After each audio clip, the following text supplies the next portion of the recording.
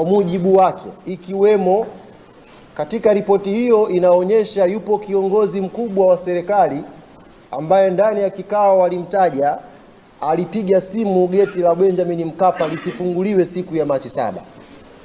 Nashangaa kwenye taarifa yake aliyozungumza na waandishi hajalisema hilo, lakini ndani ya kikao amekiri, ripoti iko wazi. Kwa hiyo nitumie fursa hii kuwaambia ndugu zangu waandishi wa habari, kuwajuza umma na Watanzania kwa ujumla, ripoti ya kilichosababisha Machi 8 mechi isipigwe ipo tayari na bodi ya ligi wako nayo.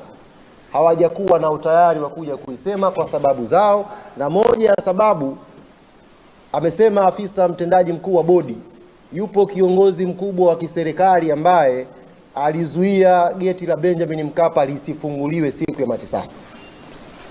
Kwa nitumie fursa hii kumwambia Almasi Kasongo, kumuomba akiwa anazungumza next time nikipata